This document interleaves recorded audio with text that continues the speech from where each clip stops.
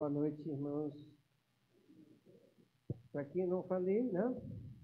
Eu procuro falar com o máximo que eu posso, mas sempre passa alguém, né? Estamos em abertura de campanha de missões, como já foi dito. Estou falando de missões desde a quarta-feira, falando da nossa responsabilidade em avançar, porque realmente há muita terra a ser conquistada. Estava falando agora há pouco com o Dalton, uma das ênfases da abertura da campanha de missões foi justamente trabalho que a gente para pensar, não tem feito. Na Ilha de Marajó, né? Na Ilha de Marajó, tem muitas crianças lá e não tem trabalho lá. Olha só que interessante, não tem trabalho. E não é Brasil. Só porque é uma ilha, esquece, deixa para o mar. Né? Isso é coisa para Josué do passado. A gente tem que pensar isso. Né? Temos falado justamente sobre Josué, né? Que ele podia ter feito e não fez. E mostrei na quarta-feira algumas coisas, alguns erros de Moisés e de Josué, e que fez com que ele e o povo sofressem. Não que ele fosse mal, quero deixar bem claro isso. Josué não era um camarada mau. Josué era como você e eu, homens limitados, cheio de falhas também, mas que Deus usa e quer usar. Deus quer te usar, quer me usar, basta que a gente saiba como fazer o negócio, ou seja, como você se encaixa nisso. Como é que você vai se encaixar nisso? E Paulo, com essa preocupação, ele escreve lá em Efésios, nós lemos pela manhã, e vamos continuar de onde nós paramos, no capítulo 4, versículos de 1 a 16, ele continua ali dizendo para a gente que nós precisamos fazer um esforço. Ele começa dizendo exatamente isso, que nós precisamos trabalhar nos esforçando, né, andando com nossos pezinhos mesmo, para que alcancemos aquilo que Deus propôs para nós como objetivo, como alvo. E eu sei que você sabe, mas vale a pena lembrar, até porque às vezes nossa memória nos falha. Qual é o nosso alvo? Qual é o nosso objetivo? Pregar o evangelho, o evangelho. E pregar o evangelho a quem? A toda criatura. Começando aonde? Na nossa casa, que eu falei de manhã. Na nossa casa, na minha casa. Na minha casa é a primeira porta, é o primeiro campo. O Brasil também como consequência. E o mundo afora. Mas nós estamos falando mais no sentido agora do Brasil e precisamos enxergar que a nossa pátria, ela precisa ser também evangelizada. Não só aqueles que estão longe ou só os conhecidos nossos, mas também o nosso país como um todo. E hoje de manhã eu falei que muitas das vezes nós sofremos, como o povo de Israel sofreu no passado, não é culpa de A ou de B. Às vezes a gente costuma dizer, né? Culpa disso é fulano, culpa daquilo é Beltrano, a culpa daquilo é que é a instituição, culpa disso é, né? A gente costuma atribuir culpados que nos esquecemos que o culpado maior somos nós. Porque nós é que não fazemos aquilo que deveria ser feito. E citei com os irmãos alguns erros de Josué justamente para mostrar que Josué podia ter feito e não fez. E você pode fazer e deve fazer. E aí, então, Paulo, com essa visão, em Efésios, ele escreve para a gente: ó, pessoal, vou falar aqui bem rapidamente, né? Ó, pessoal, eu estou preso aqui em cadeia, mas eu não estou preso no espírito, eu estou preso aqui, cerceado no meu direito de liberdade de sair, de vir, né? Mas, no entanto, eu posso escrever e orientar a vocês que vocês precisam se comportar da maneira que vocês foram chamados por Deus. E Deus não os chamou somente para ficar cantando, né, reunido em igrejas, e quando o calor aperta um pouquinho, liga o ar-condicionado. Eu já estava reclamando ali, o Dalton, né? Pelo amor de Deus, avisa lá que está quente. Né? Não, Deus não chamou a gente para isso, só para isso, né? O negócio não é só. Seria ótimo se fosse isso, mas esse frescor perfeito é lá para o céu, tá, gente? É lá para o céu. Enquanto aqui na terra nós temos muito o que fazer. E Paulo, nessa visão, ele diz que nós devemos, com toda a nossa percepção, com todo o nosso cuidado, com todo o nosso desejo, todo o nosso coração, andar de maneira digna. Nós falamos bastante isso hoje pela manhã, maneira que seja realmente agradável a Deus, para que o objetivo seja alcançado. Ontem de tarde eu estava lá em casa, amolando um aparelhinho, que não sei se, acho que não se deve conhecer bastante, aquele aparelhinho que pica aquele negocinho chamado alho, sabe? Né? Você vende também nesses lugares aí, sabe? Então, a minha esposa ontem falou assim, vem cá, esse negócio aqui hoje está cego. Hã? Esse negócio aqui está cego, a gente liga o negócio, parece que não corta nada. Eu falei, é mesmo, né? Não é o problema o aparelho, é as lâminas, né? Então hoje eu fui lá amolar. Para que adianta ter um aparelho que funciona, mas que no final não resolve o meu problema? É mais ou menos assim.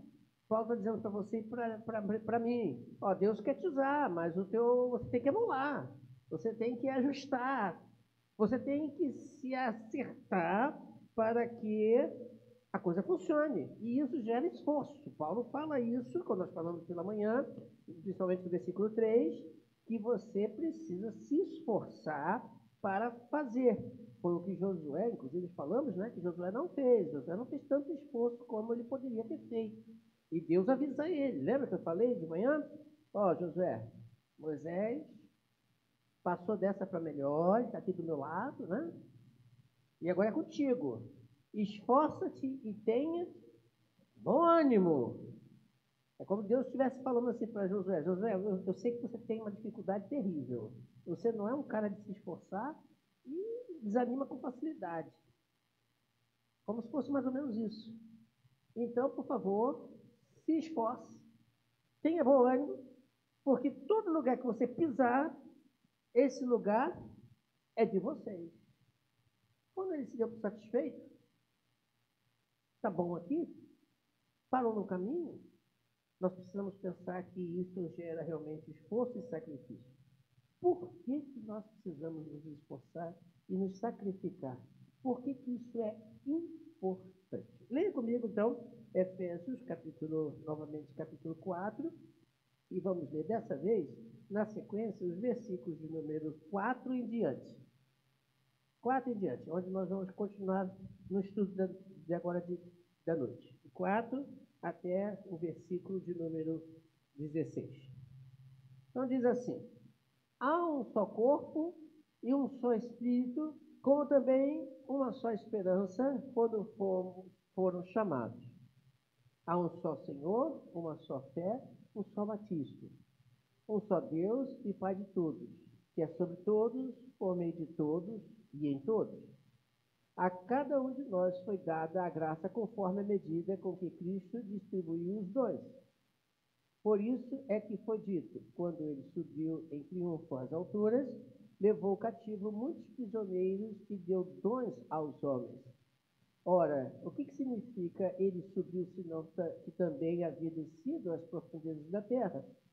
Aquele que desceu é o mesmo que subiu acima de todos os céus, a fim de encher todas as coisas.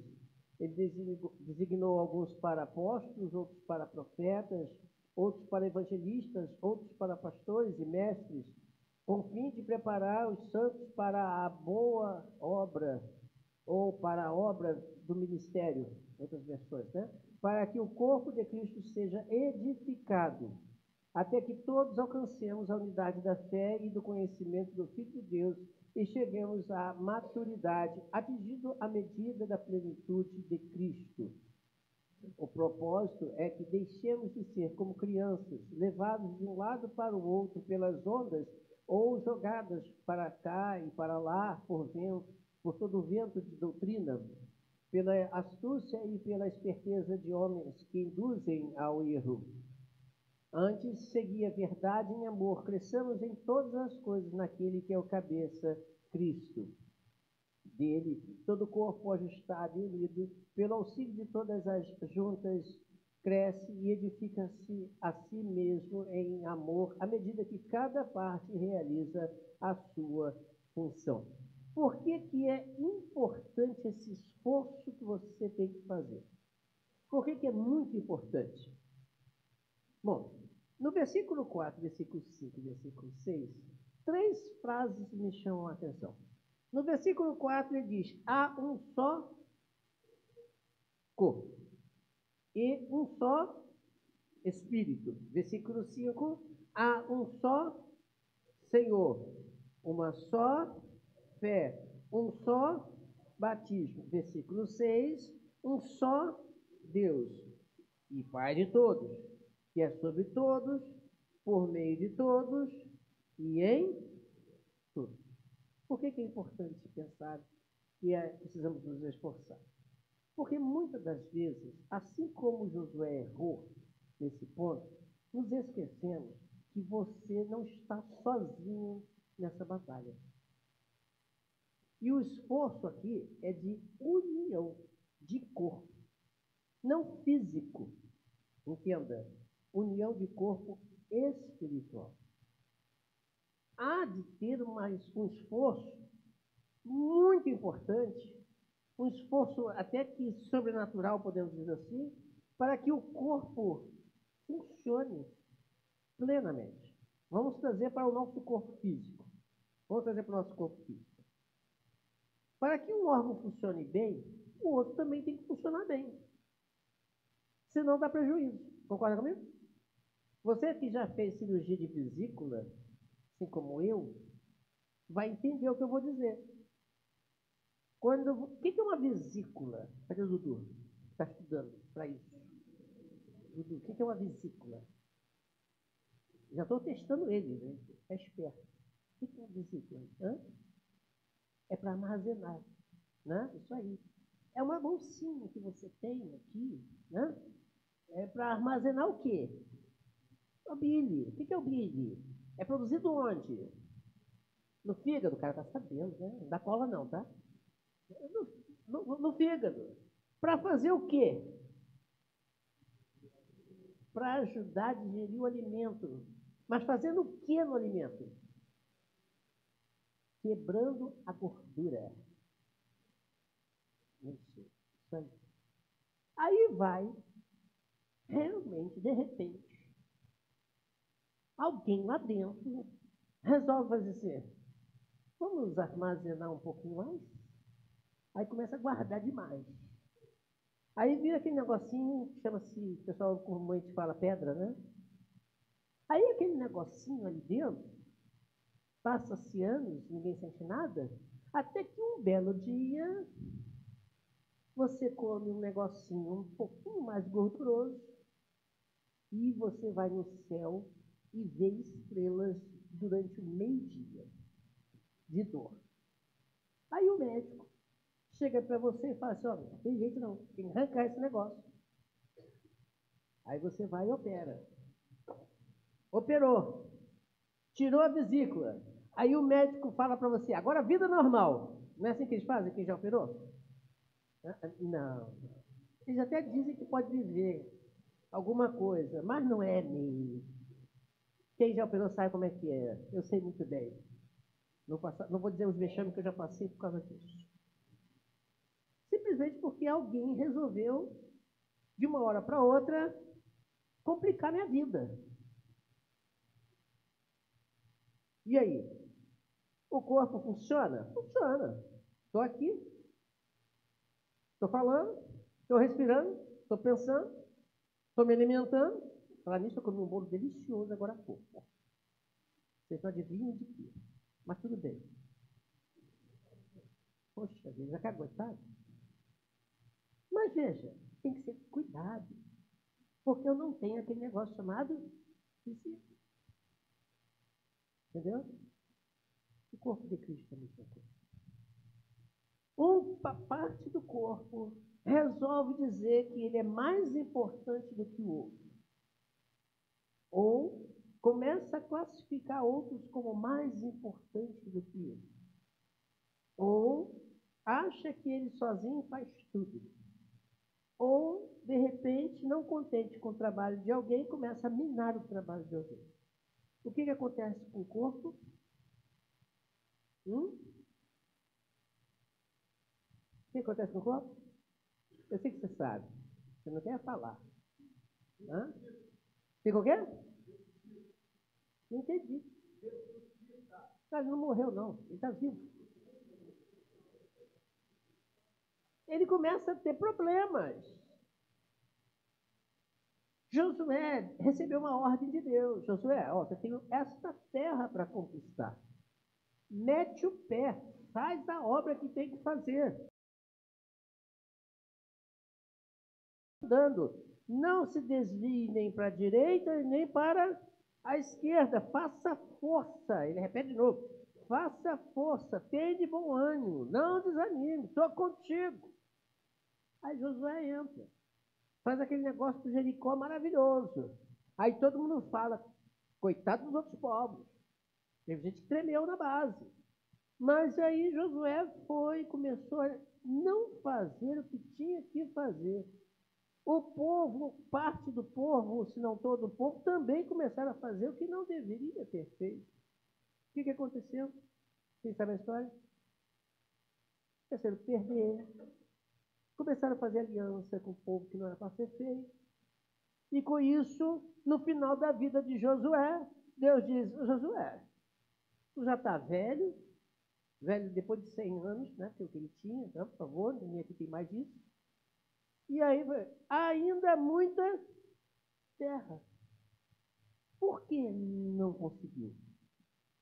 Se Deus era com ele, se Deus estava com ele, se Deus dava a vitória, não eram eles com a sua capacidade bélica, não era com eles a capacidade militar, mas era Deus com eles. Por que não conseguiu? Porque não fizeram o esforço necessário para entender que aquele povo não era só mais uma nação, mas era ali a própria igreja de Cristo. Era ali o corpo de Cristo, a nação que Deus separou para que no futuro, hoje, você estivesse aqui sendo abençoado por Deus. Há muita terra para fazer. Por que é necessário nós termos esse esforço? Esse esforço necessário para entender que nós precisamos, cada um de nós, entender que há um só corpo, não tem dois. Há um só Espírito, é só o Espírito Santo de Deus. Há um só Senhor, que é o cabeça, é Cristo. Só Ele. Uma só fé. Um só batismo. Um só Deus, que é Pai de todos. Lembra da oração de Jesus Cristo? Pai nosso que está no céu? Pai nosso. Ele quer ser Pai. O problema é que às vezes nós não achamos dele, nem fazemos dele nosso Pai. Que é sobre todos. Ele não está ao nosso nível. Que é sobre todos. E por meio de todos. E em todos. Tem que ter esse esforço de compreender que existe um cabeça funcionando, que quer dirigir o meu e o seu passo. Tem que fazer esse esforço. Porque existe uma batalha espiritual, que não é contra a carne e nem contra o sangue, mas contra, quem sabe, as hostes espirituais. Jesus Cristo, quando veio a este mundo, ele fez um esforço. Citei pela manhã, quem estava aí de manhã lembra. Ele, quando estava diante da situação cruz, ele já sabia que isso ia acontecer, ele é próprio Deus, para isso ele veio, ele mesmo declarou, mas naquele momento que antecede aqueles momentos terríveis, dolorosos, aqueles momentos de pavor, ele chega para Deus e diz, passa de mim se possível. E ele fez o esforço dele, mas seja feita a tua, e foi. E foi. Foi até o fim. E o fim foi a morte de cruz. Hoje nós vamos celebrar a ceia. E no que celebramos a ceia, nós lembramos que o corpo dele foi moído pelas nossas transgressões. O seu sangue precioso foi derramado para nos salvar, nos purificar de todo o pecado. Mas tem mais. Por que é importante isso? Nos versículos de números 7 a 12, vamos ler somente o 12 e o 13, Thalita, por favor, para não tomarmos mais tempo. Versículo 12 e 13, Paulo diz o seguinte, com fins de Quando ele diz com fins de, ele está querendo o quê? Qual a ideia que você tem aqui? Objetivo, né? Qual é o objetivo? O objetivo é de preparar os santos. Quem são os santos? Nós. Não são aqueles que são classificados por alguém dizendo que aquele que foi, morreu é santo. Não, nós. Nós que nos entregamos as nossas vidas a Deus. Para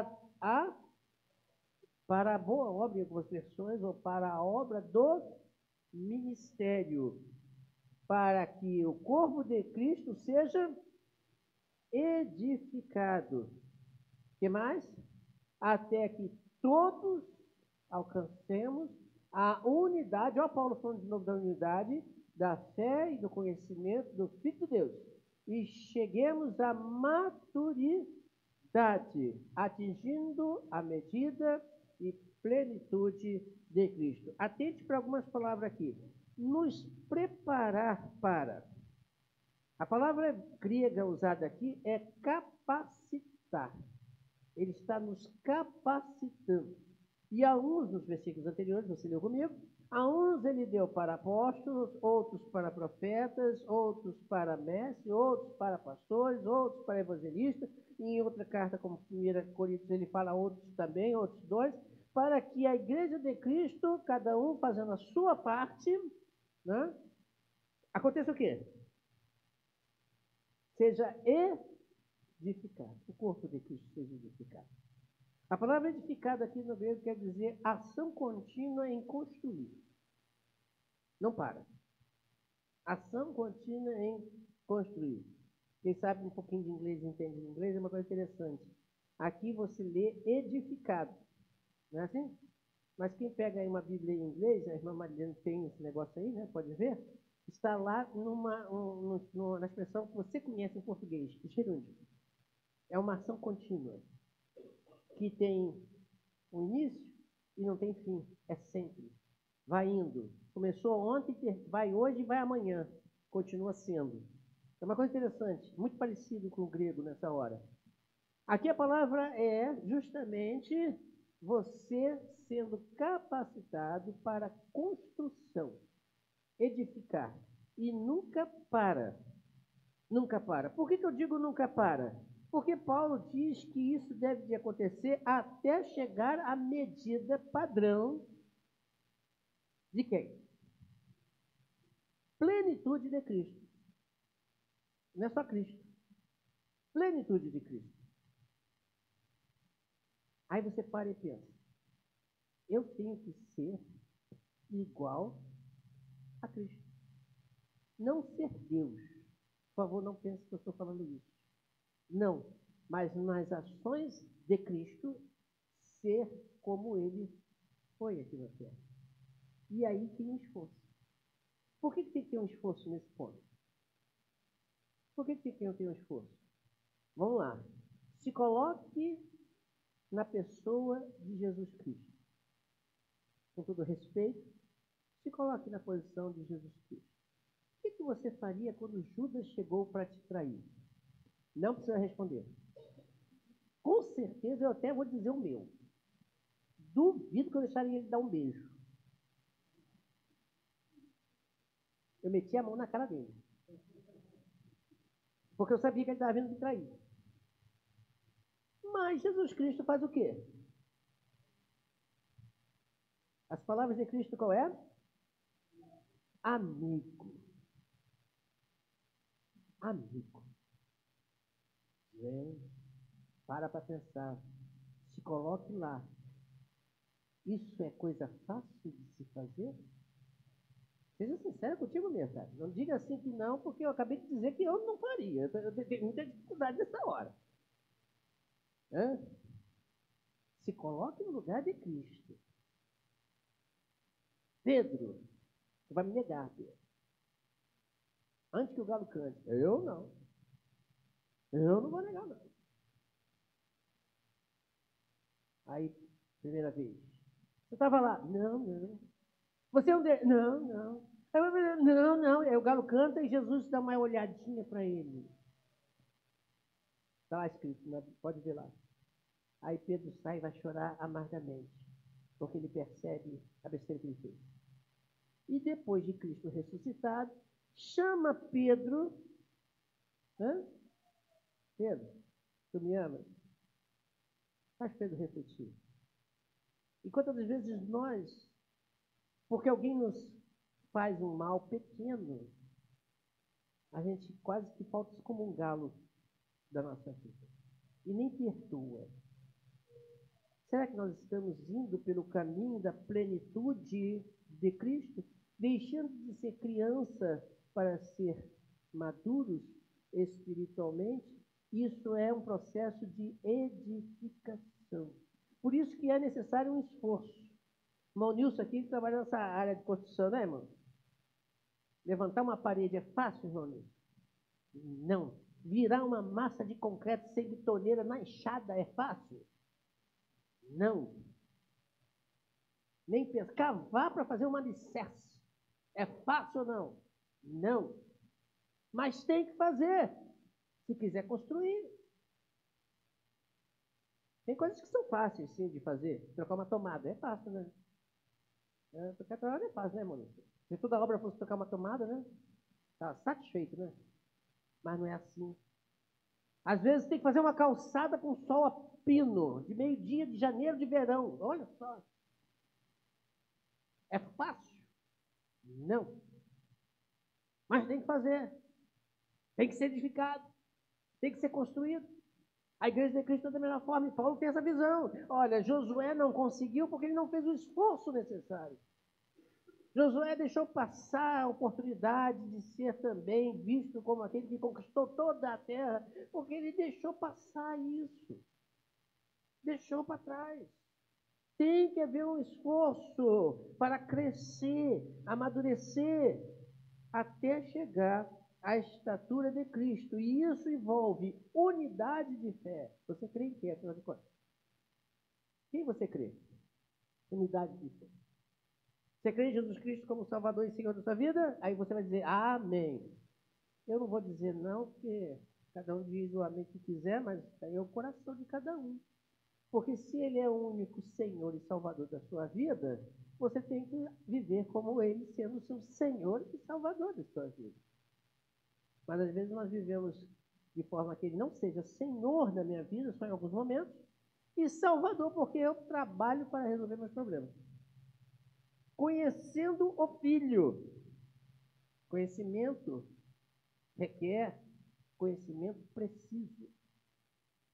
A palavra conhecer ali no grego quer dizer conhecimento preciso. Eu costumo dar um exemplo do ouro. Eu sou capaz de chutar uma pedra, né? Vou usar a palavra bem corriqueira, pedra, que ouro não é pedra, né? É metal, né? Mas eu sou capaz de chutar uma pedra que tenha ouro sem saber, porque eu não conheço ouro na sua, como é que se fala? Na sua batalhidade, né? Eu não conheço. Tem até gente que se deixa enganar para o tal chamado ouro do tolo. Já ouviu falar isso, ouro do tolo? Né? O pessoal olha assim, e é ouro? Não é não, é ouro do tolo. Não tem conhecimento. Para conhecer Cristo tem que ter esforço, santificação, esforço para chegar lá, até chegarmos à maturidade, ser adulto. Paulo falando na igreja de Corinto, gente, vocês precisam amadurecer, parar com esse negócio de tomar leitinho igual que bebê, crescer. Eu não posso falar com vocês como adulto, mas sim como criança. Quem tem criança sabe como é que o negócio funciona, né? Ainda mais quando a criança chega naquele momento em que tudo é dela. Se botar uma outra criança, dá briga. Ela vai querer pegar que é dela. Não interessa se é da outra. Já passou por isso alguma vez? Vou te dar uma novidade. Você viu, com certeza. Mas você fez a mesma coisa quando você era criança. Você que não lembra. Mas que você fez, fez. Você deu tapa em outra criança porque você queria para você e a outra criança pegou para ela. Isso é coisa de criança. Mas maduros, não. Você cresceu até chegar ao padrão que fez. E para concluir, por que isso é importante? Por que isso é muito importante? Paulo dá a resposta lá no finalzinho do seu livro, de Efésios, no capítulo 6, versículos 19 e 20. Paulo, depois de dar a relação da armadura da fé, ao qual nós temos que vestir, ele conclui o seu texto dizendo: orem também por mim. Você tem orado pelos nossos irmãos? Você tem orado por aqueles que precisam? Nós temos alguns irmãos que estão precisando de nossas orações. Hoje de manhã eu dei uma listinha, né? O irmão Antônio, marido da irmã Regina, Antônio, pai, sogro do irmão Átila, né? Pai da Mariane, né? Irmã Jacirema, e outros tantos, irmão Silas, que está aí com a gente, nós oramos pela manhã. Vai, irmão Silas, firme e forte aí? Firme que nem gelatina? Não, né? Firme e forte. E outros também que estão aqui, que a gente não conhece todos os seus dias, que precisam das nossas orações. Temos orado, participado das orações. Temos que orar um pelos outros. E Paulo diz assim: orem por mim, porque lembra você, Paulo estava onde? Estava preso, limitado fisicamente. Então ele diz: ó, gente, ore porque a coisa também não é tão fácil assim como vocês pensam. Ore por mim. Agora ele pede para orar por ele para quê? Para que seja solto? Para que ao falar me seja dada a mensagem a fim de destemidamente. O que é isso, irmãos? Não sei se são bom em português. Né? Destemidamente. Sem o quê? Sem medo. Corajoso. Sem temor. Tornar conhecido o quê? O ministério do Evangelho. Aí ele fala um texto que nós, embaixadores, costumamos falar muito, versículo 20. Pelo qual sou embaixadores, por favor, me respondam o que é ser um embaixador do rei.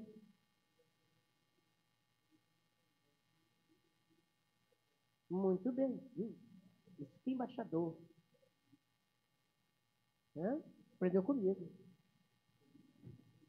Embaixador é aquele que representa o seu governo em outro país. O irmão Átila, que foi líder dos embaixadores, também lembra disso, né, irmão Átila? E tem que responder bonito, né? Com ênfase. O que é o embaixador? O embaixador é aquele que representa o seu governo em outro país. Quem vós representais? Isso aí, a gente continua nas perguntas, vai parar por aí que não estamos na embaixada. Hã? Então, o que Paulo está dizendo? Olha, temos que fazer um esforço, porque temos um objetivo. O objetivo é falar sem temor de Cristo, porque eu e você somos embaixadores de Cristo neste mundo. E o embaixador, como nós costumamos falar bem, definido bem como embaixada, somos aqueles que vamos representar Cristo, o nosso Senhor, o meu Senhor, o seu Senhor, aquele que está na cidade santa, esperando o dia para voltar e buscar a sua igreja. Então Paulo está dizendo assim: orem por mim, porque o meu objetivo não é ficar preso, então que Deus me solte daqui porque eu preciso falar mais. Ele não nem pede isso. Ele pede para quê? Para que Deus dê mais ânimo e mais força e mais coragem. Olha aí, pedindo mais coragem. José, nesse ponto, passou. Né? Mais coragem para eu falar abertamente da mensagem salvadora de Cristo. Orem para que eu anuncie o Evangelho ousadamente, como devo fazer. Esse é o objetivo da igreja. Há muita terra a ser conquistada. Há muitas almas a serem conquistadas em nosso país. E eu não vou longe. Não precisa ser lá na Amazônia, lá em Tocantins, não precisa ser lá no Sul, não precisa ser lá na Ilha de Marajó. Também lá, também nesses lugares. Mas precisa começar aqui. Tem muita gente que nem conhece a nossa igreja. Tem muita gente que não conhece, nem diz igreja, mas não conhece a Cristo perto de nós. E precisamos fazer o quê? Falar. Ousadamente. Por isso há um esforço. Há uma necessidade. Eu sei que nem todos têm talento. Vai pensar, isso é coisa para pastor, porque eu não sei nem pregar. Eu falei, não, Deus não chamou o pastor para pregar. Vou descer aqui porque a gente vai fazer a ceia, né? Deus não chamou para pastor para pregar. Sabia dessa? Hein, pastor Moisés? Deus chamou o pastor para pregar? Pode ter vontade, não. Deus chamou pastores para apacentar, cuidar, zelar, alimentar. Não é para pregar. Pregar tem os... Quem são os que pregam? Hã? Uns para profetas. Esses são os que pregam. E pregam bem. Está certo que tem pastores que pregam de uma maravilha. Tirando eu, o resto está bom. Né? Uns para eles que vão trabalhar, fazer o trabalho com eficiência. É certo que tem pastores que são excelentes evangelistas, tirando eu, o resto está bom. Mas não é função do pastor pregar. É função do pastor ensinar, orientar, conduzir, também pregar, também anunciar o evangelho, também. Mas isso é função que Deus deu para todos nós. Ele chegou para a sua igreja, composta de aproximadamente 120 pessoas, e disse assim: ide por todo mundo e pregai o evangelho a toda criatura. O campo é grande. Rogai, pois, ao Senhor da seara que mande mais o quê? Obreiros. Quem são os obreiros? Os pastores, os diáconos, os missionários? Somos nós. É você e eu. Para anunciar. E não quero ouvir de Deus, eu acho que eu vou ouvir alguma coisa do tipo, mas eu não estou muito afim, né? Quero falar como Paulo: combati o bom combate, acabei a carreira e guardei a fé. Não estou afim de chegar no final e dizer assim: combati o mau combate, saí na carreira e larguei a fé. Eu não quero. Né?